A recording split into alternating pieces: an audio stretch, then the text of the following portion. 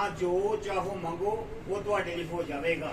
ਅਸੀਂ खुदा ਦੀ ਤਾਰੀਫ ਕਰਦੇ ਹਾਂ, ਪ੍ਰਭੂ ਦੇ ਸ਼ੁਕਰਗੁਜ਼ਾਰ ਹਾਂ ਜਿਸ खुदा ਨੇ ਸਾਨੂੰ ਸਾਡੀ ਜ਼ਿੰਦਗੀ ਦੇ ਵਿੱਚ ਇਹ ਮੌਕਾ ਦਿੱਤਾ ਕਿ ਅਸੀਂ ਬੈਠ ਕੇ खुदा ਦਾ ਧੰਨਵਾਦ ਕਰੀਏ, ਪ੍ਰਭੂ ਦੇ ਵਚਨ ਉੱਤੇ ਗੌਰ ਕਰੀਏ।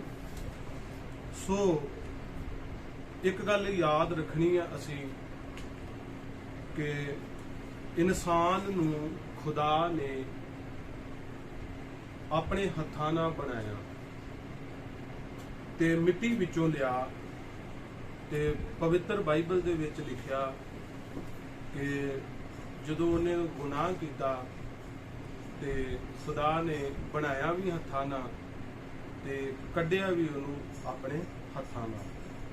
ਉਹ ਕਿਵੇਂ ਕਿ ਜਦੋਂ ਉਹਨੂੰ ਕੱਢਿਆ ਤੇ ਉਹਨੂੰ ਕਿਹਾ ਕਿ ਤੂੰ ਮਿੱਟੀ ਆ ਤੇ ਮਿੱਟੀ ਦੇ ਵਿੱਚ ਹੀ ਚਲਾ ਜਾਏਗਾ। ਇਹ ਗੱਲ ਮੈਂ ਇਸ ਕਰਕੇ ਕਹਿ ਰਿਹਾ ਕਿ ਬੰਦਾ ਆਪਣੀ ਜ਼ਿੰਦਗੀ ਦੇ ਵਿੱਚ ਜਿੰਨਾ ਮਰਜ਼ੀ ਅਮੀਰ ਹੋ ਜਾਵੇ, ਜਿੰਨਾ ਮਰਜ਼ੀ ਇਲਮ ਰੱਖਣ ਵਾਲਾ ਹੋਵੇ, ਜਿੰਨੀ ਮਰਜ਼ੀ ਸ਼ੋਹਰਤ ਰੱਖਣ ਵਾਲੇ, ਦੌਲਤ ਤੇ ਸ਼ੋਹਰਤ ਦਾ ਮਾਲਕ ਵੀ ਕਿਉਂ ਨਾ ਬਣ ਜਾਵੇ, ਕਿੰਨਾ ਵੀ ਖਿਤਾਬ ਜੀਂਦੇ ਜੀ ਕਿਉਂ ਨਾ ਉੱਚੇ ਤੋਂ ਉੱਚਾ ਹਾਸਲ ਕਰ ਲਵੇ, ਪਰ ਅਕਸਰ ਇੱਕ ਦਿਨ ਬੰਦਿਆ ਤੂੰ ਮਿੱਟੀ ਦੇ ਹੇਠ ਆਉਣਾ ਵਾ, ਤੂੰ ਮਿੱਟੀ ਆ ਤੇ ਮਿੱਟੀ ਦੇ ਵਿੱਚ ਹੀ ਚਲੇ ਜਾਣਾ ਵਾ।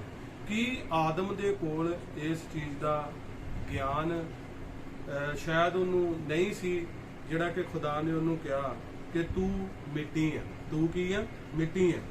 ਤੇ ਮੈਂ ਤੁਹਾਨੂੰ ਦੱਸਣਾ ਚਾਹੁੰਦਾ ਕਿ ਜਦੋਂ खुदा ਨੇ ਉਹਨੂੰ ਅਦਨ ਵਿੱਚੋਂ ਅਲੱਗ ਕੀਤਾ, ਅਦਨ ਵਿੱਚੋਂ ਕੱਢਿਆ ਤੇ ਇਹ ਕੱਢਿਆ ਵੀ ਉਹਨੂੰ ਬਹੁਤ ਇਲਮ ਦੇ ਕੇ, ਬੜਾ ਗਿਆਨ ਦੇ ਕੇ, ਔਰ ਜੇ ਕੱਢਣ ਦੇ ਵਿੱਚ खुदा ਨੇ ਉਹਨੂੰ ਇੰਨਾ ਇਲਮ ਦਿੱਤਾ, ਇੰਨਾ ਗਿਆਨ ਦਿੱਤਾ ਤੇ ਜਦੋਂ ਰੱਖਿਆ ਹੋਵੇਗਾ ਤੇ ਕੀ ਕੁਝ ਉਹਦੇ ਕੋਲ ਹੋਵੇਗਾ। ਇਸ ਕਰਕੇ ਅਸੀਂ ਇਹ ਜੋ ਵਚਨ ਪੜਿਆ ਯਹੂਨਾ ਦੀ ਅੰਜੀਲ 15 ਬਾਬ ਉਹਦੀ 7 ਆਇਤ, ਇਹਦੇ ਵਿੱਚ ਯਿਸੂ ਮਸੀਹ ਨੇ ਕਿਹਾ ਕਿ ਜੇ ਤੁਸੀਂ ਮੇਰੇ ਵਿੱਚ ਰਹੋ ਤੇ ਮੇਰੀਆਂ ਗੱਲਾਂ ਤੁਹਾਡੇ ਵਿੱਚ ਰਹਿਣ, ਜੋ ਮੰਗੋ ਜੋ ਚਾਹੋ ਉਹੀ ਤੁਹਾਨੂੰ ਦੇ ਦਿੱਤਾ ਜਾਵੇਗਾ। ਪਹਿਲੀ ਗੱਲ ਕਿ ਜੇ ਤੁਸੀਂ ਮੇਰੇ ਵਿੱਚ ਰਹੋ, ਯਿਸੂ ਮਸੀਹ ਨੇ ਕਿਹਾ ਉਹਦੇ ਵਿੱਚ ਰਹਿਣਾ, ਯਾਨੀ ਉਹਦੇ ਵਚਨ ਵਿੱਚ ਰਹਿਣਾ, ਸਚਾਈ ਵਿੱਚ ਰਹਿਣਾ। ਜਿਵੇਂ ਮਿੱਟੀ ਜਿਹੜੇ ਭੱਠੇ ਉੱਤੇ ਕੰਮ ਕਰਦੇ ਆ, ਭੱਠੇ ਦੇ ਅੰਦਰ ਰਹਿ ਕੇ ਕੰਮ ਕਰਦੇ ਆ, ਪਥੇਰ ਦਾ ਕੰਮ ਕਰਦੇ ਆ, ਤੇ ਉਹ ਜਿਹੜੀ ਮਿੱਟੀ ਆ ਜਦੋਂ ਲੈ ਕੇ ਉਹ ਸੱਚੇ ਦੇ ਸਪੁਰਦ ਕੀਤੀ ਜਾਂਦੀ ਆ ਤੇ ਉਹ ਪਹਿਲਾਂ ਵਾਲਾ ਆਕਾਰ ਉਹਦਾ ਬਦਲ ਜਾਂਦਾ ਵਾ ਤੇ ਫਿਰ ਉਹ ਸੱਚੇ ਦੇ ਆਕਾਰ ਦੀ ਬਣ ਜਾਂਦੀ ਆ ਤੇ ਉਹਦੇ ਉੱਤੇ ਇੱਕ ਸਟੈਂਪ ਲੱਗਦੀ ਆ ਤੇ ਉਹ ਸਟੈਂਪ ਲੱਗਣ ਦੇ ਨਾਲ, ਸੱਚੇ ਦੇ ਆਕਾਰ ਵਿੱਚ ਜਾਣ ਦੇ ਨਾਲ ਉਹ ਫਿਰ ਇੱਟ ਅਖਵਾਉਂਦੀ ਆ, ਪਹਿਲਾਂ ਉਹ ਮਿੱਟੀ ਇੱਟ ਨਹੀਂ ਅਖਵਾਉਂਦੀ। ਇਸੇ ਤਰ੍ਹਾਂ ਜਦੋਂ ਅਸੀਂ ਯਿਸੂ ਮਸੀਹ ਦੇ ਵਿੱਚ ਰਹਿੰਦੇ ਆ, ਆਪਣੇ ਜੀਵਨ ਨੂੰ ਉਹਦੇ ਵਿੱਚ ਦੇ ਦਿੰਨੇ ਆ, ਜਿਵੇਂ ਅਸੀਂ ਅੱਜ ਸਾਰੇ ਖਾਦਮ खुदा ਦੇ ਇਕੱਠੇ ਹੋਏ ਆ ਤੇ ਜਦੋਂ ਅਸੀਂ ਆਪਣੇ ਜੀਵਨ ਨੂੰ खुदा ਦੇ ਹੱਥਾਂ ਵਿੱਚ ਯਾਨੀ ਯਿਸੂ ਮਸੀਹ ਵਿੱਚ, ਉਹਦੇ ਵਚਨ ਵਿੱਚ ਦੇ ਦਿੰਨੇ ਆ, ਰੱਖ ਦਿੰਨੇ ਆ ਤੇ ਜਿਹੜੀ ਸਾਡੀ ਡੀਲ ਤੇ ਡੌਲ, ਨੇਚਰ ਤੇ ਸੁਭਾਅ ਜਿਹੜਾ ਵਾ ਯਿਸੂ ਮਸੀਹ ਦੇ ਜੈਸਾ ਬਣਨਾ ਕੀ ਹੁੰਦਾ ਵਾ, ਸ਼ੁਰੂ ਹੋ ਜਾਂਦਾ ਵਾ। ਫਿਰ ਹੁਣ ਜਦੋਂ ਅਸੀਂ ਉਹਦੇ ਵਿੱਚ ਰਹਿੰਦੇ ਆ, ਜਿਵੇਂ ਇਹ ਪਵਿੱਤਰ ਬਾਈਬਲ ਆ ਤੇ ਇਹਦੇ ਉੱਤੇ ਇੱਕ ਕਵਰ ਆ ਤੇ ਇਹ ਪਵਿੱਤਰ ਬਾਈਬਲ ਦੇ ਉੱਤੇ ਬਾਈਬਲ ਨਾਲੋਂ ਵੱਡਾ ਕਵਰ ਆ ਤੇ ਫਿਰ ਇਹ ਉਹਦੇ ਵਿੱਚ ਸੈੱਟ ਵਾ।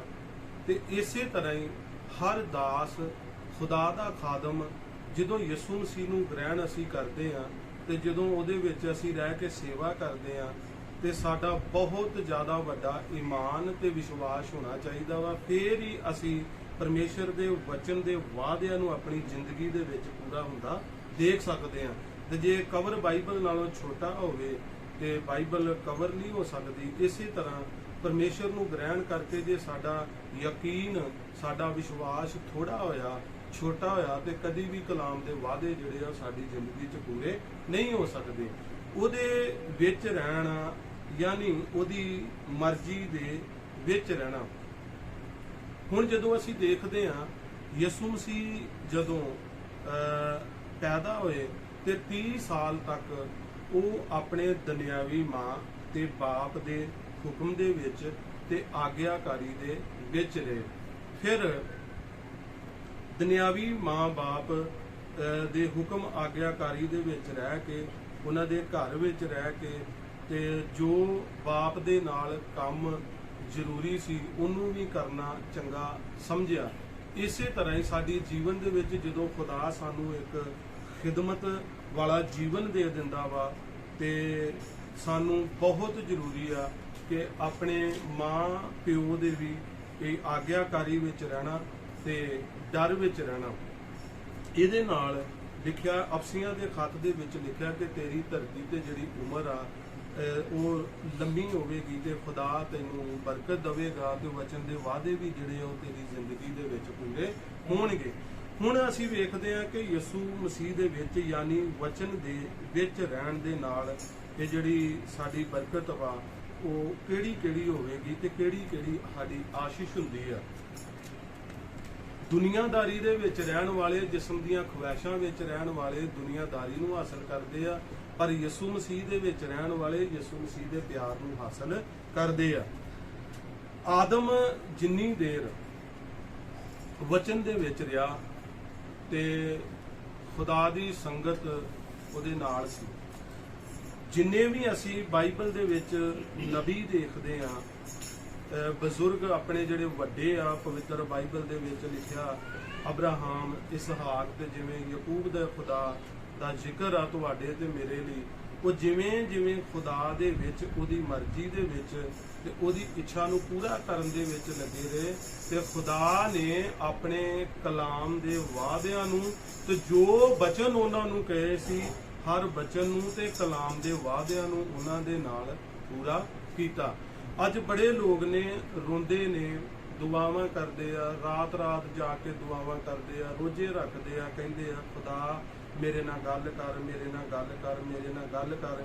ਪਰ ਖੁਦਾ ਗੱਲ ਉਹਦੇ ਨਾਲ ਕਰਦਾ ਵਾ ਜਿਹੜਾ ਆਪਣੇ ਜੀਵਨ ਵਿੱਚ ਜੀਂਦੇ ਜੀ ਆਪਣੇ ਵਕਤ ਨੂੰ ਖੁਦਾ ਦੀ ਮਰਜ਼ੀ ਦੇ ਵਿੱਚ ਬਤੀਤ ਕਰਦਾ ਵਾ। ਖੁਦਾ ਗੱਲ ਉਹਦੇ ਨਾਲ ਕਰਦਾ ਵਾ ਜਿਹੜਾ ਆਪਣੇ ਜੀਵਨ ਦਾ ਉਹਦੀ ਆਵਾਜ਼ ਨੂੰ ਸੁਣ ਕੇ ਆਪਣੀ ਖੁਦਗਰਜ਼ੀ ਦਾ ਤਿਆਗ ਕਰਦਾ ਵਾ। ਤੇ ਫਿਰ ਲਿਖਿਆ ਕਿ ਕਹਿੰਦਾ, ਯਿਸੂ ਮਸੀਹ ਨੇ ਕਿਹਾ ਕਿ ਜਦੋਂ ਤੁਸੀਂ ਮੇਰੇ ਵਿੱਚ ਰਹੋਗੇ ਤੇ ਫਿਰ ਮੇਰੀਆਂ ਜਿਹੜੀਆਂ ਗੱਲਾਂ ਨੇ ਉਹ ਤੁਹਾਡੇ ਵਿੱਚ ਰਹਿਣਗੀਆਂ। ਸਾਡਾ ਯਿਸੂ ਮਸੀਹ ਦੇ ਵਿੱਚ ਹੋਣ ਦਾ ਸਬੂਤ ਇਹ ਆ ਕਿ ਫਿਰ ਉਹਦੀਆਂ ਜਿਹੜੀਆਂ ਗੱਲਾਂ ਨੇ, ਉਹ ਗੱਲਾਂ ਜਿਹੜੀਆਂ ਸੀ ਉਹਦੀਆਂ, ਤੁਸੀਂ ਸਭ ਜਾਣਦੇ ਹੋ ਕਿ ਉਹਦੇ ਵਿੱਚ ਕਿਹੜੀਆਂ ਗੱਲਾਂ ਸੀ। ਯਿਸੂ ਮਸੀਹ ਨੇ ਕਿਹਾ, ਆਏ ਬਾਪ, ਜਿਵੇਂ ਤੂੰ ਤੇ ਮੈਂ ਇੱਕ ਵਾਂ, ਇਸੇ ਤਰ੍ਹਾਂ ਇਹ ਵੀ ਤੇਰੇ ਵਿੱਚ ਤੇ ਤੇਰੇ ਵਚਨ ਵਿੱਚ ਇੱਕ ਹੋਣ ਤੇ ਇੱਕ ਰਹਿਣ। ਹੁਣ ਯਿਸੂ ਮਸੀਹ ਦੇ ਵਿੱਚ ਕਿਹੜੀਆਂ ਖਾਸ ਹੈ ਸਾਰੀ ਲਾਈਫ, ਖਿਦਮਤ, ਜੀਵਨ ਤੁਹਾਡੇ ਤੇ ਮੇਰੇ ਲਈ ਨਿਜਾਤ, ਉન્નਤੀ ਤੇ ਬਿਹਤਰੀ ਤੇ ਤਰੱਕੀ ਆ। ਹੁਣ ਜਦੋਂ ਅਸੀਂ ਯਿਸੂ ਮਸੀਹ ਦੇ ਵਿੱਚ ਰਵਾਂਗੇ ਉਹਦੇ ਦਾਸ ਹੋਣ ਦੇ ਨਾਤੇ, ਤੇ ਉਹਦੀਆਂ ਗੱਲਾਂ ਦਾ ਮਤਲਬ ਕਿ ਸਾਡਾ ਜੀਵਨ ਜਿਹੜਾ ਵਾ ਕੁਰਬਾਨੀ ਵਾਲਾ ਹੋਵੇਗਾ। ਕਿਹੜਾ? ਕੁਰਬਾਨੀ ਵਾਲਾ ਹੋਵੇਗਾ।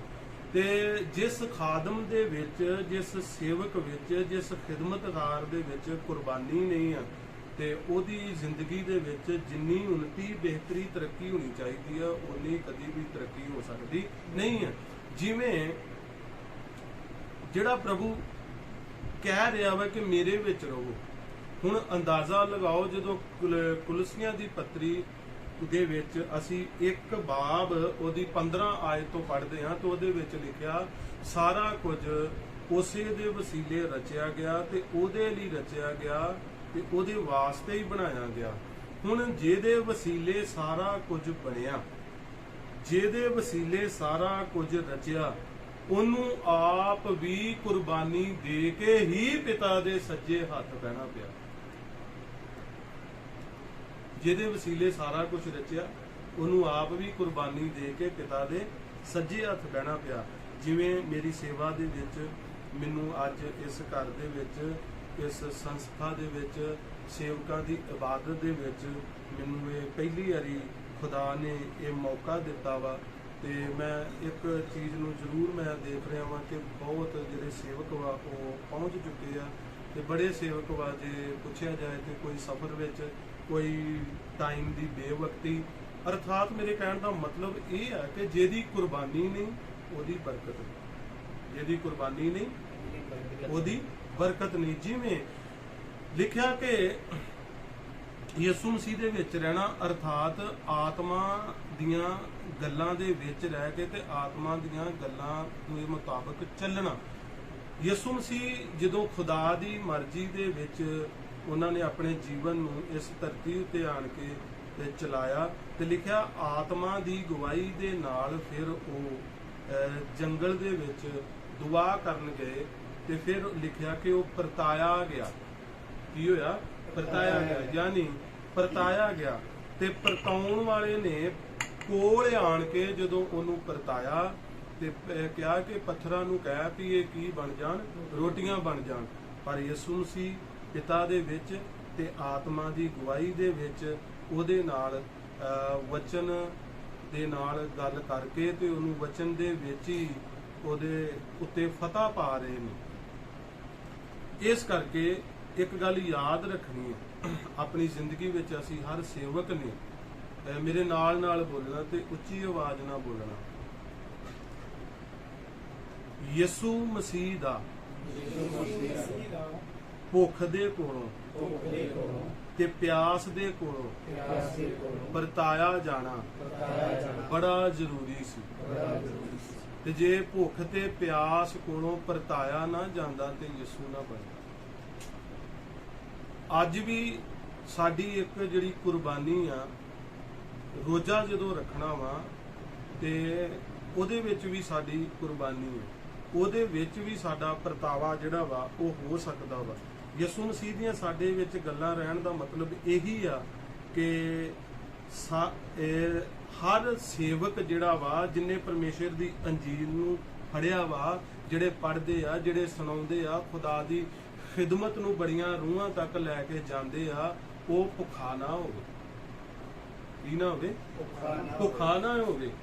ਖਾਦਮ ਭੁੱਖਾ ਨਾ ਹੋਵੇ, ਬਲਕਿ ਭੁੱਖ ਨੂੰ ਖਾਣ ਵਾਲਾ ਹੋਵੇ। ਬੋਲੋ, ਖਾਦਮ ਭੁੱਖਾ ਨਾ ਹੋਵੇ। ਖਾਦਮ ਭੁੱਖਾ ਨਾ ਹੋਵੇ। ਖਾਦਮ ਉਹੀ ਆ ਅੰਜੀਲ ਦੇ ਮੁਤਾਬਕ ਜਿਹੜਾ ਭੁੱਖ ਨੂੰ ਖਾਣ ਵਾਲਾ ਹੋਵੇ। ਇੱਕ ਭੁੱਖਾ ਹੁੰਦਾ ਵਾ ਤੇ ਇੱਕ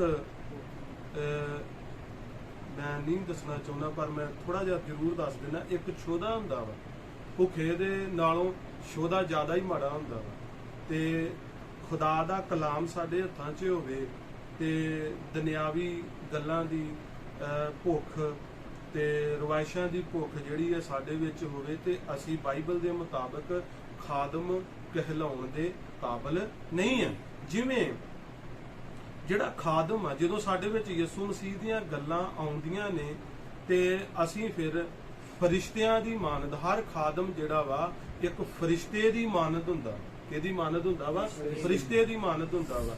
ਜਿਵੇਂ ਪ੍ਰਕਾਸ਼ ਵਾਕਿਆ ਦੀ ਕਿਤਾਬ ਦੇ ਵਿੱਚ ਲਿਖਿਆ ਗਿਆ ਵਾ ਕਿ ਇਫਸਸ ਦੀ ਕਲੀਸਿਆ ਦੇ ਦੂਤ ਨੂੰ ਇੰਜ ਲਿਖ, ਸਰਨਮਾ ਦੀ ਕਲੀਸਿਆ ਦੇ ਦੂਤ ਨੂੰ ਇੰਜ ਲਿਖ। 7 ਕਲੀਸਿਆ ਦੇ ਨਾਮ ਜਿਹੜੇ ਆ ਉਹਦੇ ਵਿੱਚ ਦੱਸੇ ਆ, ਤੇ ਦੂਤਾਂ ਦੇ ਉੱਤੇ ਗਿਲਾ ਕੀਤਾ ਗਿਆ ਵਾ। ਦੂਤ ਜਾਨੀ ਖੁਦਾ ਦਾ ਖਾਦਮ। ਇੱਕ ਸੇਵਕ ਦੀ ਜਿਹੜੀ ਰੈਪੂਟੇਸ਼ਨ ਆ, ਜਿਹੜੀ ਇੱਜ਼ਤ ਆ, ਉਹ ਯਿਸੂ ਮਸੀਹ ਦੀ ਨਜ਼ਰ ਦੇ ਵਿੱਚ ਬਹੁਤ ਆ। ਯਿਸੂ ਮਸੀਹ ਨੇ ਆਪਣੇ ਸੇਵਕ ਲੋਕਾਂ ਨੂੰ ਆਪਣੇ ਹੱਥਾਂ ਵਿੱਚ ਲਿਆ ਵਾ, ਤੇ ਜਿਹੜੇ ਸੇਵਕ ਨੂੰ ਉਹਨੇ ਆਪਣੇ ਹੱਥਾਂ ਦੇ ਵਿੱਚ ਲਿਆ ਵਾ ਨਾ, ਤੇ ਉਹਦੇ ਵਿੱਚ ਕਦੀ ਵੀ ਭੁੱਖ ਹੋਣੀ ਚਾਹੀਦੀ ਨਹੀਂ ਹੈ। ਜਿਵੇਂ ਦੂਤ ਜਿਹੜਾ ਵਾ, ਐਂਜਲ ਯਾਨੀ ਫਰਿਸ਼ਤਾ, ਉਹਦੇ ਵਿੱਚ ਜਿਸਮਾਨੀ ਖਵਾਇਸ਼ਾਂ ਨਹੀਂ ਹੁੰਦੀਆਂ। ਕੀ ਨਹੀਂ ਹੁੰਦੀਆਂ? ਜਿਸਮਾਨੀ ਖਵਾਇਸ਼ਾਂ ਨਹੀਂ ਹੁੰਦੀਆਂ। ਉਹ ਜਿਸਮਾਨੀ ਖਵਾਇਸ਼ਾਂ ਦਾ ਭੁੱਖਾ ਨਹੀਂ ਹੁੰਦਾ। ਇਸੇ ਤਰ੍ਹਾਂ ਹਰ ਖਾਦਮ ਜਿਹਦੇ ਹੱਥ ਦੇ ਵਿੱਚ, ਤੁਹਾਡੇ ਹੱਥ ਵਿੱਚ, ਮੇਰੇ ਹੱਥ ਵਿੱਚ ਖੁਦਾ ਦਾ ਵਚਨ ਆ, ਤੇ ਸਾਡੇ ਵਿੱਚ ਜਿਸਮਾਨੀ ਜਿਹੜੀਆਂ ਖਵਾਇਸ਼ਾਂ ਨੇ ਇਹ ਕਦੀ ਵੀ ਹੋਣੀਆਂ ਚਾਹੀਦੀਆਂ ਨਹੀਂ ਹੈ। ਜੇ ਫਰਿਸ਼ਤੇ ਵਿੱਚ ਜਿਸਮਾਨੀ ਖਵਾਇਸ਼ ਹੋਵੇ ਤੇ ਕਿਤੇ ਅੰਬਾਂ ਵਾਲਾ ਬੂਟਾ, ਅੰਬ ਬੂਟੇ ਤੇ ਅੰਬ ਲੱਗੇ ਹੋਣ ਤੇ ਬੂਟੇ ਤੇ ਅੰਬ ਜਿਹੜੇ ਪੱਕੇ ਹੋਣ, ਕਿਸੇ ਦੇ ਘਰ ਲੀਚੀਆਂ ਦਾ ਬੂਟਾ ਹੋਵੇ, ਬਾਗ ਦੇ ਵਿੱਚ ਉਹਦੀਆਂ ਜਿਹੜੀਆਂ ਲੀਚੀਆਂ ਬਾਗ ਦੇ ਵਿੱਚ ਪੱਕੀਆਂ ਹੋਣ, ਤੇ ਫੇਰ ਤੇ ਸਾਨੂੰ ਇਹ ਮਿਲਣਾ ਸੀ ਸੁਣਨ ਨੂੰ ਕਿ ਅੱਜ ਮੈਂ ਫਲਾਣੇ ਬਾਗ ਦੇ ਵਿੱਚ ਲੀਚੀਆਂ ਬੜੀਆਂ ਪੱਕੀਆਂ ਸੀ ਤੇ ਉੱਥੇ ਫਰਿਸ਼ਤਾ ਡਿੱਗਾ ਵੇਖਿਆ ਵਾ, ਤੇ ਮੁੜ ਕੇ ਉਹਦੇ ਕੋਲ ਤਾਂ ਨਹੀਂ ਚੜਿਆ ਗਿਆ ਤੇ ਆਓ ਫਰਿਸ਼ਤੇ ਨੂੰ ਵੇਖੀਏ। ਯਾਨੀ ਮੇਰੇ ਕਹਿਣ ਦਾ ਮਤਲਬ, ਮੇਰਾ ਮਕਸਦ, ਮੇਰਾ ਅਰਥ ਇਹ ਆ ਕਿ ਫਰਿਸ਼ਤਿਆਂ ਦੀ ਮਾਨਤ ਦਾ ਮਤਲਬ ਇਹ ਨਹੀਂ ਆ ਕਿ ਸਾਨੂੰ ਖੰਭ ਲੱਗੇ ਹੋਣਗੇ ਤੇ ਫੇਰ ਹੀ ਅਸੀਂ ਫਰਿਸ਼ਤੇ ਹਾਂ। ਜਦੋਂ ਯਿਸੂ ਮਸੀਹ ਦੀਆਂ ਗੱਲਾਂ ਸਾਡੇ ਵਿੱਚ ਰਹਿਣਗੀਆਂ ਤੇ ਅਸੀਂ ਜਿਸਮਾਨੀ ਖਵਾਇਸ਼ਾਂ ਤੋਂ ਬਾਹਰ ਰਵਾਂਗੇ। ਸਾਡੀ ਭੁੱਖ ਆਤਮਾ ਦੀ ਮਰਜ਼ੀ ਨੂੰ ਪੂਰਾ ਕਰਨ ਦੀ ਹੋਵੇਗੀ, ਕਿਉਂਕਿ ਜਿਸਮਾਨੀ ਖਵਾਇਸ਼ਾਂ ਵਾਲੇ ਬੰਦੇ ਦੀ ਲਿਮਟ ਹੁੰਦੀ ਹੈ। ਕੀ ਹੁੰਦੀ ਆ? ਲਿਮਟ ਹੁੰਦੀ ਆ। ਤੇ ਆਤਮਾ ਦੇ ਚਲਾਏ ਚੱਲਣ ਵਾਲਾ ਖਾਦਮ, ਸੇਵਕ, ਇਮਾਨਦਾਰ ਜਿਹੜਾ, ਉਹਦੀ ਲਿਮਟ ਨਹੀਂ ਹੁੰਦੀ, ਉਹ ਅਨਲਿਮਿਟਿਡ ਹੁੰਦਾ। ਇਸੇ ਕਰਕੇ ਜਦੋਂ ਉਹਦੀਆਂ ਗੱਲਾਂ ਸਾਡੇ ਵਿੱਚ ਰਹਿਣਗੀਆਂ ਤੇ ਫਿਰ ਸਾਡੇ ਵਿੱਚ ਸੱਤ ਦਾ ਪ੍ਰਕਾਸ਼ ਆਵੇਗਾ। ਕਿਹੜਾ ਪ੍ਰਕਾਸ਼? ਸੱਤ ਦਾ ਪ੍ਰਕਾਸ਼। ਜਿਵੇਂ 11 ਦੀ ਯਸ਼ਾਇਆ 11 ਦੀ 2 ਦੇ ਵਿੱਚ ਲਿਖਿਆ, ਫਿਰ ਸਾਡੇ ਕੋਲ ਆਤਮਾ ਹੋਵੇਗਾ, ਸੱਤ ਦਾ ਆਤਮਾ, ਗਿਆਨ ਦਾ ਆਤਮਾ, ਪਰਕਰਮ ਦਾ ਆਤਮਾ। ਕਹਿਣ ਦਾ ਮਤਲਬ ਕਿ ਉੱਥੇ 7 ਕਰਮ ਲਿਖੇ ਆ, ਤੇ ਪਹਿਚਾਣ ਦਾ ਆਤਮਾ। ਇਹਦੇ ਨਾਲ ਸਾਡੇ ਕੋਲ ਜਦੋਂ ਅਸੀਂ ਪਰਮੇਸ਼ਰ ਦੇ ਵਿੱਚ, ਪ੍ਰਭੂ ਯਿਸੂ ਮਸੀਹ ਵਿੱਚ ਚੱਲਾਂਗੇ ਤੇ ਸਾਡੇ ਕੋਲ ਇਹ ਬੜਾ ਗਿਆਨ, ਪਹਿਚਾਣ, ਧੀਰਜ, ਤਸੱਲੀ, ਪਿਆਰ, ਤੇ ਇਹ ਜਿਹੜਾ ਵਾ ਬੜਾ ਭੇਤ ਜਿਹੜਾ ਵਾ ਇੱਕ ਖਾਦਮ ਦੇ ਅੰਦਰ ਹੋਵੇਗਾ। ਹੁਣ ਮੈਂ ਤੁਹਾਨੂੰ ਇੱਕ ਖਾਸ ਗੱਲ ਦੱਸਣੀ ਚਾਹੁੰਦਾ ਵਾਂ ਕਿ ਜਦੋਂ ਅਸੀਂ ਉਹਦੇ ਵਿੱਚ ਰਵਾਂਗੇ, ਪ੍ਰਭੂ ਯਿਸੂ ਮਸੀਹ ਦੇ ਵਿੱਚ ਰਵਾਂਗੇ, ਤੇ ਮੈਂ ਦੱਸ ਚੁੱਕਾ ਵਾਂ ਕਿ ਸਾਡਾ ਜੀਵਨ ਕੁਰਬਾਨੀ ਵਾਲਾ ਹੋਵੇਗਾ। ਕਿਹੜਾ? ਕਿਹੜਾ? ਕੁਰਬਾਨੀ। ਕੁਰਬਾਨੀ ਵਾਲਾ ਹੋਵੇਗਾ। ਕੁਰਬਾਨੀ ਲੈਣ ਵਾਲਾ ਨਹੀਂ, ਕੁਰਬਾਨੀ ਦੇਣ ਵਾਲਾ ਹੋਵੇਗਾ। ਜਦੋਂ ਸਾਡਾ ਜੀਵਨ ਕੁਰਬਾਨੀ ਦੇਣ ਵਾਲਾ ਹੋਵੇਗਾ ਤੇ ਸਾਡੀ ਖਿਦਮਤ ਵਿੱਚ ਤਰੱਕੀ ਹੋਵੇਗੀ। ਜਦੋਂ ਸਾਡਾ ਜੀਵਨ ਦੁਆ ਵਿੱਚ, ਰੋਜ਼ੇ ਵਿੱਚ ਤੇ ਵਚਨ ਨੂੰ ਸੁਣ ਕੇ, ਪੜ੍ਹ ਕੇ, ਇਹਦੇ ਅਕਾਊਂਟ ਚੱਲਣ ਨਾਲ, ਕੁਰਬਾਨੀ ਕਰਨ ਦੇ ਨਾਲ, ਕੁਰਬਾਨੀ ਕਰਨ ਵਾਲਾ ਜਦੋਂ ਸਾਡਾ ਜੀਵਨ ਹੋਵੇਗਾ, ਸਾਡੇ ਪਰਿਵਾਰ ਦੇ ਵਿੱਚ ਤਰੱਕੀ ਹੋਵੇਗੀ, ਸਾਡੀ ਖਿਦਮਤ ਵਿੱਚ ਤਰੱਕੀ ਹੋਏਗੀ। ਸਾਡੀ ਖਿਦਮਤ 'ਚ ਤੇ ਤਰੱਕੀ ਹੋਣੀ ਆ। ਜੋ ਰੂਹਾਂ ਸਾਨੂੰ ਖੁਦਾ ਨੇ ਦਿੱਤੀਆਂ ਨੇ, ਉਹਨਾਂ ਦੇ ਵਿੱਚ ਵੀ ਤਰੱਕੀ ਹੋਵੇਗੀ। ਜਦੋਂ ਕੁਰਬਾਨੀ ਨਹੀਂ ਨਾ ਸਾਡੇ ਕੋਲ ਹੁੰਦੀ, ਕੁਰਬਾਨੀ ਨਹੀਂ ਹੁੰਦੀ, ਤੇ ਫਿਰ ਅਸੀਂ ਪ੍ਰੋਪੋਗੰਡੇ ਜ਼ਿਆਦਾ ਕੱਢਦੇ। ਕਿਹੜੇ? ਪ੍ਰੋਪੋਗੰਡੇ ਜ਼ਿਆਦਾ ਗੰਢਦੇ ਆ। ਤੇ ਪ੍ਰੋਪੋਗੰਡੇ ਗੰਢਣ ਦੇ ਨਾਲ ਸਾਡੀ ਕਾਮਲਤਾਈ ਨਹੀਂ ਆ। ਕੁਰਬਾਨੀ ਦੇ ਵਿੱਚ ਸਾਡੀ ਜਿਹੜੀ ਆ ਉਹ ਕਾਮਲਤਾਈ ਆ। ਜਿਵੇਂ ਪਹਿਲਾ ਸੈਮੂਅਲ, ਸ਼ਾਇਦ ਜੇ ਮੈਂ ਗਲਤ ਨਾ ਹੋਵਾਂ, ਤੇ ਉਹਦੇ 9 ਅਧਿਆਏ ਦੀ ਪਹਿਲੀ ਆਇਤ ਦੇ ਵਿੱਚ ਲਿਖਿਆ ਕਿ ਕੀਸ਼ ਨਾਂ ਦਾ ਇੱਕ ਮਨੁੱਖ ਸੀ ਜਿਹੜਾ ਬਿਨਿਆਮੀਨ ਦੇ ਕਬੀਲੇ ਦਾ ਸੀ। ਹੁਣ ਜਿਹੜਾ ਬਿਨਿਆਮੀਨ ਜਿਹੜਾ ਪੈਦਾ ਹੋਇਆ ਵਾ, ਉਹ ਕੁਰਬਾਨੀ ਦੇ ਜ਼ਰੀਏ ਪੈਦਾ ਹੋਇਆ ਵਾ, ਤੇ ਉਹ ਦਰਦਾਂ ਦਾ ਬੱਚਾ ਵਾ, ਕੁਰਬਾਨੀ ਦਾ ਬੱਚਾ ਵਾ। ਤੇ ਉਹਦੇ ਕਬੀਲੇ ਦੇ ਵਿੱਚੋਂ ਕੀਸ਼ ਨਾਂ ਦਾ ਜਿਹੜਾ ਮਨੁੱਖ ਪੈਦਾ ਹੋਇਆ ਸੀ ਨਾ, ਉਹ ਇੱਕ ਸੂਰਮਾ ਸੀ। ਉਹ ਕੀ ਸੀ? ਇੱਕ ਸੂਰਮਾ। ਹਰ ਖਾਦਮ ਕੁਰਬਾਨੀ ਦੇਣ ਵਾਲਾ ਸੂਰਮਾ ਹੋ। ਕਿਹੜਾ? ਕੁਰਬਾਨੀ ਦੇਣ ਵਾਲਾ ਸੂਰਮਾ ਹੋਵੇ। ਜਿਵੇਂ ਇਬਾਦਤ ਇਹ ਰੱਖੀ ਜਾਂਦੀ ਆ ਹਰ ਮਹੀਨੇ ਬਾਅਦ, ਤੇ ਜ਼ਰੂਰ ਆ ਜੇਕਰ ਸਾਡੇ ਵਿੱਚ, ਜੇਕਰ ਅਸੀਂ ਸੱਚੇ ਮਸੀਹ ਦੇ ਜਨ ਵਾਂ, ਖਾਦਮ ਵਾਂ, ਲੋਕ ਵਾਂ, ਏਕਤਾ ਵਾ, ਤੇ ਸਾਨੂੰ ਸਾਰਿਆਂ ਕੰਮਾਂ ਨੂੰ ਪਰੇ ਹਟਾ ਕੇ ਜਦੋਂ ਇੱਕ ਗੱਲ ਦਾ ਪਤਾ ਹੁੰਦਾ ਵਾ ਕਿ ਅਸੀਂ ਇਕੱਠੇ ਹੋਣਾ ਵਾ, ਤੇ ਸਾਡੇ ਵਿੱਚ ਇਹ ਵੀ ਇੱਕ ਕੁਰਬਾਨੀ ਹੋਣੀ ਚਾਹੀਦੀ ਆ ਕਿ ਜਦੋਂ ਸਾਡਾ ਮੇਲ ਮਿਲਾਪ ਹੋਵੇ ਤੇ ਇੱਕ ਦੂਜੇ ਦੇ ਕੋਲੋਂ ਸਿੱਖਣ ਦੇ ਵਸੀਲੇ, ਇੱਕ ਦੂਜੇ ਦੇ ਨਾਲ ਗੱਲਬਾਤ ਕਰਨ ਦੇ ਵਸੀਲੇ, ਫਿਰ ਸਾਨੂੰ ਖੁਦਾ ਜਦੋਂ ਦੇਖਦਾ ਵਾ ਤੇ ਸਾਨੂੰ ਹੋਰ ਵੀ ਜ਼ਿਆਦਾ ਬਰਕਤ ਦਿੰਦਾ ਵਾ। ਤੇ ਜਿਹਦੀ ਕੁਰਬਾਨੀ ਨਹੀਂ, ਉਹਦੀ ਬਰਕਤ ਨਹੀਂ ਹੈ। ਫਿਰ ਕਹਿੰਦਾ ਜੋ ਮੰਗੋਗੇ, ਜੋ ਮੰਗੋਗੇ। ਹੁਣ ਜਿਹੜਾ ਯਿਸੂ ਮਸੀਹ ਦੇ ਵਿੱਚ ਹੋਵੇਗਾ, ਉਹਦਾ ਮੰਗਣਾ ਜਿਹੜਾ ਵਾ ਉਹ ਕਦੀ ਵੀ ਆਪਣੇ ਖਵਾਇਸ਼ਾਂ ਦੇ ਮੁਤਾਬਕ ਨਹੀਂ ਹੋਵੇਗਾ, ਆਪਣੇ ਜਿਸਮਾਨੀ ਢੰਗ ਤਰੀਕਿਆਂ ਦਾ ਨਹੀਂ ਹੋਵੇਗਾ। ਜਿਹੜਾ ਪ੍ਰਭੂ ਯਿਸੂ ਮਸੀਹ ਦੇ ਵਿੱਚ ਰਹਿ ਕੇ ਤੇ ਜਿਹਦੇ ਵਿੱਚ ਯਿਸੂ ਮਸੀਹ ਦੀਆਂ ਗੱਲਾਂ ਹੁੰਦੀਆਂ ਨੇ ਤੇ ਆਤਮਾ ਦੇ ਚਲਾਏ ਚੱਲਦੇ ਆ, ਉਹਨਾਂ ਦਾ ਮੰਗਣਾ ਵੀ ਪਰਮੇਸ਼ਰ ਦੀ ਮਹਿਮਾ ਦੇ ਲਈ ਹੁੰਦਾ ਵਾ। ਸਾਡੇ ਜੀਵਨ ਦੇ ਵਿੱਚ ਜਦੋਂ ਇੱਕ ਕੁਰਬਾਨੀ ਸਾਡੇ ਕੋਲ ਹੁੰਦੀ ਆ, ਕੁਰਬਾਨੀ ਵਾਲੀ ਜਗ੍ਹਾ ਦੇ ਵਿੱਚ ਜਦੋਂ ਅਸੀਂ ਆਪਣੇ ਆਪ ਨੂੰ ਚੜਾਉਂਦੇ ਆ, ਮੈਂ ਹੋਰ ਦੱਸਣਾ ਚਾਹੁੰਦਾ ਵਾਂ ਕਿ ਇੱਕ ਕੁਰਬਾਨੀ ਅਬਰਾਹਾਮ ਨੇ ਜਦੋਂ ਚੜਾਈ, ਜਦੋਂ ਖੁਦਾ ਨੇ ਉਹਨੂੰ ਕਿਹਾ ਸੀ ਕਿ ਪਸ਼ੂ ਤੇ ਪੰਛੀਆਂ ਦਾ ਜ਼ਿਕਰ ਕੀਤਾ, ਤੇ ਲਿਖਿਆ ਜਦੋਂ ਉਹਨੇ ਜਗਵੇਦੀ ਉੱਤੇ ਉਹ ਕੁਰਬਾਨੀ ਚੜਾਈ ਤੇ ਪੰਛੀਆਂ ਦੇ ਟੋਟੇ ਜਿਹੜੇ ਸੀ ਉਹ ਨਹੀਂ ਕੀਤੇ, ਪੰਛੀਆਂ ਦੇ ਟੋਟੇ ਨਹੀਂ ਕੀਤੇ। ਜ਼ਿਆਦਾ ਵਾਰੀ ਅਸੀਂ ਕੁਰਬਾਨੀ ਚੜਾਉਣ ਵਿੱਚ ਵੀ ਆਪਣੀ ਜਿਹੜੀ ਉਹ ਸਮਝ ਰੱਖਦੇ ਆ, ਆਪਣੀ ਸਮਝ ਨਾਲ ਵੀ ਚੜਾਈ ਹੋਈ ਕੁਰਬਾਨੀ ਜਿਹੜੀ ਆ ਖੁਦਾ ਕਦੀ ਵੀ ਪਸੰਦ ਕਰੇਗਾ ਨਹੀਂ। ਉਸ ਦਿਨ ਦੀ ਜਿਹੜੀ ਉਹਨੇ ਉਸ ਵਕਤ ਦੀ ਜਿਹੜੀ ਕੁਰਬਾਨੀ ਸੀ, ਜਦੋਂ ਅਬਰਾਹਮ ਨੇ ਚੜਾਈ ਤੇ ਆਵਾਜ਼ ਵੀ ਪਰਮੇਸ਼ਰ ਦੀ ਸੁਣੀ, ਸਾਰਾ ਕੁਝ ਉਹਨੇ ਵਧੀਆ ਕੀਤਾ, ਪਰ ਆਪਣੀ ਅਕਲ ਵਿੱਚ ਰੱਖ ਛੱਡੀ, ਯਾਨੀ ਪੰਛੀਆਂ ਦੇ ਟੋਟੇ ਨਹੀਂ ਕੀਤੇ ਤੇ ਅੱਗ ਨਹੀਂ ਆਈ ਤੇ ਪੰਛੀ ਜਿਹੜੇ ਸੀ, ਪਰਿੰਦੇ ਜਿਹੜੇ ਸੀ ਉਹ ਉਥੋਂ ਉਡਾਉਂਦਾ ਰਿਹਾ, ਪਰ ਖੁਦਾ ਨਹੀਂ ਉੱਥੇ ਆਇਆ, ਅੱਗ ਨਹੀਂ ਆਈ। ਯਾਦ ਰੱਖਣਾ, ਦੁਆ ਜਦੋਂ ਕਰਨੀ ਆ ਆਪਣੀ ਅਕਲ ਰੱਖ ਕੇ ਨਹੀਂ ਕਰਨੀ। ਰੋਜ਼ਾ ਜਦੋਂ ਰੋਜ਼ੇ ਦੇ ਉੱਤੇ ਜਦੋਂ ਅਸੀਂ ਆਪਣੇ ਜੀਵਨ ਨੂੰ, ਆਪਣੀ ਜ਼ਿੰਦਗੀ ਨੂੰ ਕੁਰਬਾਨ ਕਰਦੇ ਆ, ਉਹਦੇ ਵਿੱਚ ਵੀ ਆਪਣੀ ਕਦੀ ਵੀ ਅਕਲ ਨਹੀਂ ਰੱਖਣੀ। ਜਦੋਂ ਵਚਨ ਸੁਣਾਉਣਾ ਵਾ, ਇਹਦੇ ਵਿੱਚ ਵੀ ਖੁਦਾ ਦਾ ਫਜ਼ਲ ਮੰਗਣਾ ਵਾ ਤੇ ਇਹਦੇ ਵਿੱਚ ਵੀ ਅਸੀਂ ਜਰਾ ਵੀ ਆਪਣੀ ਅਕਲ ਨਹੀਂ ਰੱਖਣੀ। ਜਦੋਂ ਅਸੀਂ ਦੁਆ ਲਈ ਇਕੱਠੇ ਹੁੰਨੇ ਆ, ਧੰਨਵਾਦ ਲਈ ਇਕੱਠੇ ਹੁੰਨੇ ਆ, ਇਹਦੇ ਵਿੱਚ ਵੀ ਜਰਾ ਵੀ ਆਪਣੀ ਅਕਲ ਨਹੀਂ ਰੱਖਣੀ। ਉਸ ਵਕਤ, ਉਸ ਦਿਨ ਦੇ ਵਿੱਚ ਜਦੋਂ ਅਬਰਾਹਮ ਨੇ ਆਪਣੀ ਅਕਲ ਰੱਖੀ ਤੇ ਬਰਕਤ ਦੀ ਜਗ੍ਹਾ ਉਹਨੇ ਸ਼ਰਾਬ ਹਾਸਲ ਕੀਤਾ। ਸਾਡੀਆਂ ਜ਼ਿਆਦਾ ਦੁਆਵਾਂ ਬਰਕਤ ਦੀ ਬਜਾਏ ਸਾਡੇ ਲਈ ਸ਼ਰਾਬ ਕਿਉਂ ਬਣਦੀਆਂ ਨੇ? ਇਸੇ ਲਈ ਬਣਦੀਆਂ ਨੇ ਕਿ ਅਸੀਂ ਆਪਣੀ ਅਕਲ ਰੱਖ ਛੱਡਦੇ ਹਾਂ, ਆਪਣੀ ਅਕਲ ਰੱਖ ਛੱਡਦੇ ਹਾਂ। ਇਸ ਕਰਕੇ ਸਾਨੂੰ ਆਪਣੀ ਅਕਲ ਤੇ ਕਦੀ ਵੀ ਯਕੀਨ ਜਿਹੜਾ ਵਾ ਉਹ ਕਦੀ ਵੀ ਕਰਨਾ ਨਹੀਂ ਚਾਹੀਦਾ। ਸੋ ਮੈਂ ਲਾਸਟ ਵਿੱਚ ਇਹੀ ਦੱਸਣਾ ਚਾਹੁੰਦਾ ਵਾਂ ਕਿ ਕੁਰਬਾਨੀ ਵੀ ਚੜਾਉਣੀ ਆ ਤੇ ਮੰਗਣਾ ਵਾ ਕਿ ਖੁਦਾ ਮੇਰੇ ਜੀਵਨ ਦੇ ਵਿੱਚ ਮੇਰੀ ਨਹੀਂ ਤੇਰੀ ਮਰਜ਼ੀ ਪੂਰੀ ਹੋਣੀ ਚਾਹੀਦੀ ਆ। ਮੈਂ ਆਪਣੀ ਛੋਟੀ ਜਿਹੀ ਟੈਸਟਮਨੀ ਦਿੰਦਾ ਵਾਂ ਕਿ ਮੈਂ ਜਦੋਂ ਵੀ ਆਪਣੀ ਜ਼ਿੰਦਗੀ ਵਿੱਚ ਖੁਦਾ ਮੈਨੂੰ ਆਪਣੇ ਫਜ਼ਲ ਵਿੱਚੋਂ ਫਜ਼ਲ ਦਿੰਦਾ ਵਾ ਨਾ ਦੁਆ ਕਰਨ ਦਾ, ਮੇਰੀ ਇਹ ਗਵਾਹੀ ਆ, ਕਦੀ ਵੀ ਕਿਸੇ ਮੀਟਿੰਗ 'ਚ ਨਹੀਂ ਸੁਣੋਗੇ ਕਿ ਮੈਂ ਖੁਦਾ ਕੋ ਆਹ ਵਰਦਾਨ ਮੰਗਿਆ ਤੇ ਮੈਨੂੰ ਉਹਨੇ ਆਹ ਵਰਦਾਨ ਦਿੱਤਾ ਤੇ ਇਦਾਂ ਉਹਨੇ ਇਸਤੇਮਾਲ ਕੀਤਾ।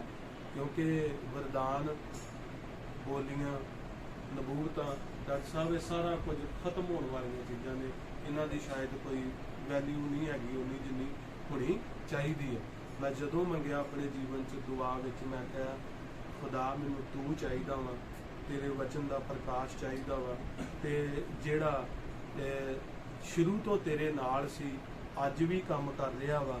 ਤੇ ਜਦੋਂ ਪ੍ਰਭੂ ਅੱਜ ਵੀ ਜਦੋਂ ਮੈਂ ਆਪਣਾ ਜੀਵਨ ਇਹਦੇ ਵਿੱਚ ਬਤੀਤ ਕਰਾਂਗਾ ਤੇ ਮੇਰੇ ਨਾਲ ਤੇ ਹੋਣਾ ਹੀ ਹੋਣਾ ਵਾ ਕੰਮ, ਤੇ ਮੇਰੀਆਂ ਆਉਣ ਵਾਲੀਆਂ ਪੀੜ੍ਹੀਆਂ ਵਿੱਚ ਵੀ ਤੇਰਾ ਵਚਨ ਹੀ ਸਾਰਾ ਕੁਝ ਕਰਨ ਦੀ ਸ਼ਕਤੀ ਰੱਖਦਾ ਵਾ। ਇਸ ਕਰਕੇ ਜਿਹੜਾ ਵਚਨ ਸ਼ੁਰੂ ਤੋਂ ਖੁਦਾ ਦੇ ਨਾਲ ਹੋ ਕੇ ਕੰਮ ਕਰ ਰਿਹਾ, ਯਿਸੂ ਮਸੀਹ ਵਚਨ, ਇਸੇ ਲਈ ਉਹਨੇ ਕਿਹਾ ਸੀ ਮੇਰੇ ਵਿੱਚ ਰਹੋ। ਯਿਸੂ ਮਸੀਹ ਵਚਨ ਹੈ ਜਿਹੜਾ ਵਚਨ ਸ਼ੁਰੂ ਤੋਂ ਖੁਦਾ ਦੇ ਨਾਲ ਹੋ ਕੇ ਸਾਰਾ ਕੰਮ ਕਰ ਰਿਹਾ ਵਾ, ਕਰਦਾ ਆ ਰਿਹਾ ਵਾ। ਉਸੇ ਵਚਨ ਵਿੱਚ ਯਾਨੀ ਯਿਸੂ ਮਸੀਹ ਦੇ ਵਿੱਚ ਜਦੋਂ ਰਵਾਂਗੇ ਤੇ ਉਹ ਸਾਡੇ ਲਈ ਸਾਰਾ ਕੁਝ ਕਰਨ ਦੀ ਸ਼ਕਤੀ ਰੱਖਦਾ, ਸਾਡੀ ਖਿਦਮਤ ਲਈ ਕਰ ਸਕਦਾ, ਰੂਹਾਂ ਜਿਹੜੀਆਂ ਸਾਨੂੰ ਖੁਦਾ ਦਿੱਤੀਆਂ ਉਹਨਾਂ ਦੇ ਵਿੱਚ ਕਰ ਸਕਦਾ। ਸਾਨੂੰ ਕਿਸੇ ਗੱਲ ਦੇ ਵਿੱਚ ਘਬਰਾਉਣ ਦੀ ਜ਼ਰੂਰਤ ਨਹੀਂ। ਸਵਾਓ ਅੱਖਾਂ ਬੰਦ ਕਰਾਂਗੇ ਔਰ ਖੁਦਾ ਦਾ ਧੰਨਵਾਦ ਕਰਾਂਗੇ ਔਰ ਦੁਆ ਦੀ ਹਾਲਤ ਵਿੱਚ ਜਾਵਾਂਗੇ। Hallelujah, hallelujah, hallelujah, hallelujah, hallelujah, hallelujah. ਪ੍ਰਭੂ ਜੀ ਤੁਹਾਡਾ ਧੰਨਵਾਦ, ਤੁਹਾਡੀ ਤਾਰੀਫ। Hallelujah, hallelujah. ਖੁਦਾ ਇੱਕ ਨੂੰ ਬੜੀ ਬਰਕਤ ਦੇਵੇ, ਬੜੀ ਆਸ਼ੀਸ਼ ਦੇਵੇ ਇੱਕ ਦੇ ਜੀਵਨ ਦੇ ਵਿੱਚ ਔਰ ਇਸ ਮਿਨਿਸਟਰੀ ਦੇ ਵਿੱਚ ਯਿਸੂ ਮਸੀਹ ਚੱਲਦਾ ਫਿਰਦਾ ਨਜ਼ਰ ਆਵੇ। ਜੋ ਨਹੀਂ ਆਏ ਖੁਦਾ ਉਹਨਾਂ ਨੂੰ ਵੀ ਬਰਕਤ ਦੇਵੇ, ਜੋ ਪਹੁੰਚੇ ਇਹਨਾਂ ਦੀ ਵੀ ਖੁਦਾ ਦਾ ਸ਼ੁਕਰ ਹੋਵੇ। ਹਰ ਦਾਸ ਤੇ ਹਰ ਇੱਕ ਦੀ ਖਿਦਮਤ ਤੇ ਖੁਦਾ ਦਾ ਰਹਿਮ ਹੋਵੇ। ਤਾਰੀਫ ਕਰਾਂਗੇ। Hallelujah, hallelujah, hallelujah.